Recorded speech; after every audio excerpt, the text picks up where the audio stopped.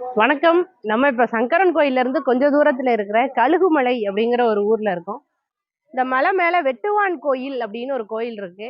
இங்க வர்ற சுற்றுலா தலங்கள்ல ரொம்ப முக்கியமான இடம் அந்த வெட்டுவான் கோயில். அதை பத்தின சிறப்புகளை போய் தெரிஞ்சுக்கலாம் வாங்க. மேல ஏறும் போதே இந்த குளம் எல்லாம் ரொம்ப அழகா இருக்கு.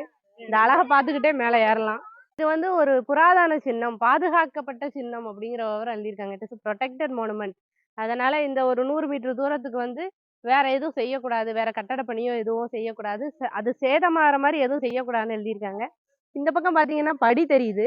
இந்த படி வழியா மேல போனோம் அப்படின்னா சமணர் படுக்கை நிறைய இருக்கு. தீர்த்தங்காரர்கள் ஒரு 150 தீர்த்தங்காரர்களோட சிற்பங்கள் மேல செதுக்கி வைக்கப்பட்டிருக்குன்னு சொல்றாங்க. கழுகுமலை கோயில்ல வந்து இது குடைவரை கோயில், பாண்டிய மன்னர் காலத்துல கட்டப்பட்ட கோயில் அப்படின்னு சொல்றாங்க.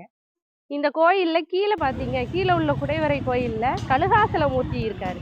கழுகாசலமூர்த்தி முருகப்பெருமானோட அவதாரமா மயில் வாகனத்துல வள்ளி தெய்வானை சமேதரா அங்க இருக்கிறாரு. அப்படியே மேல இங்க வந்து பார்த்தோம் அப்படின்னா சமணர்களோட தீர்த்தங்காரர்களோட கோயில்கள், அவங்கள தரிசனம் பண்ண முடியுது. இத பார்த்ததும் இந்த கழுகுமலைக்குள்ள வந்ததும் எனக்கு என்ன ஞாபகம் வந்தது அப்படின்னா, தோப்பா ஐயா இதுவே சனநாயகம் அப்படின்னு ஒரு புத்தகம் எழுதியிருப்பாரு. அதுல இத பத்தி எழுதியிருப்பாரு. மேல வந்து சமணர் கோயில் இருக்கு, கீழே வந்து இந்து சமய கடவுளான முருகர் கோயில் இருக்கு. சனநாயகம் அப்படிங்கிறது என்ன அப்படின்னா, உன் கடவுள் இருக்கிற இடத்துல என் கடவுள் இருக்கக்கூடாதுன்னு சண்டை போடுறது கிடையாது. எல்லா மதத்தவரும் எல்லா இனத்தவரும் ஒற்றுமையா ஒரு இடத்துல இருக்கிறதுக்கு பேர் தான் சனநாயகம். அதற்கான எடுத்துக்காட்டா இந்த கழுகுமலை இருக்கு அப்படின்னு எழுதியிருப்பாரு. அதுதான் எனக்கு ஞாபகம் வந்தது. அந்த இடத்துல நிக்கிறது பெருமையான விஷயம் தானே. நம்ம கழுகுமலையில மலை மேல ஏறிட்டோம், வெட்டுவான் கோயிலுக்கு வந்துட்டோம். என்னங்க வெட்டுவான் கோயில்னு சொல்றீங்க, வெறும் வெட்ட வெளியில நின்று பேசுறீங்க, ஒரு கோபுரம்னா ஒரு உயரமா இருக்க வேண்டாமான்னு நீங்க கேட்கலாம். இங்க வெட்டுவான் கோயில் இந்த மலை மேல இல்ல, மலைக்கு உள்ள குடையப்பட்டிருக்கு. 10 அடி ஆழத்துல இருக்கு, இறக்கத்துல இருக்கு. ஒரே கல்லுல செதுக்கப்பட்ட ஒரு கோயில் இங்க இருக்கு. அதுதான் வெட்டுவான் கோயில். அதோ இருக்கு. இவ்வளோ ஆழத்துல ஒரு 10 அடி 15 அடி ஆழம் இருக்கும். அவ்வளோ ஆழத்துல தான் இதோட கோபுரம் இருக்கு. இதுல நிறைய நுணுக்கமான சிற்பங்கள்லாம் செதுக்கப்பட்டிருக்கு. இந்த கோயிலுக்குள்ள என்ன இருக்குன்னு உள்ள போய் பார்த்தோம் அப்படின்னு சொன்னா ஒரு விநாயகர் சிலை இருக்கு, பிள்ளையார் சிலை இருக்கு. இத வெள்ளை பிள்ளையார்னு சொல்லுவாங்க.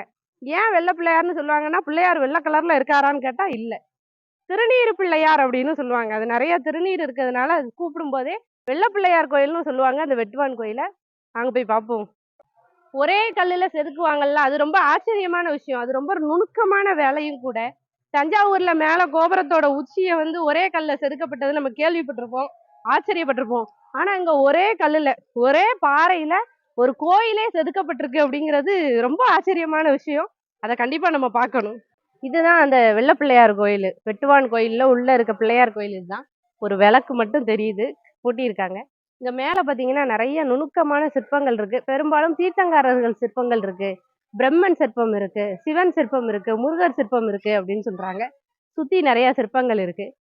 ஒரே பாறையில இந்த சிற்பங்கள் எல்லாம் செஞ்சிருக்காங்க அப்படின்னா ஏன் அது ஆச்சரியப்படத்தக்க விஷயமா இருக்கணும் அப்படின்னா, நம்ம ஏதாவது தவறு செஞ்சுட்டோம், நம்ம வேலைக்கு இடையில ஏதாவது தப்பாயிருச்சு அப்படின்னா அதை உடனே சரி செய்யறதுக்கு என்னென்னலாமோ டெக்னாலஜி கொண்டு வந்திருக்கோம். ஆனா அந்த காலத்துல இவ்வளோ நுணுக்கமான விஷயங்களை ஒரு பாறையில குடையணும் அப்படின்னா, அவங்க ஒரு சின்ன தவறு செஞ்சாலும் அது ஒரு பெரிய தவறா தான் நின்றும்.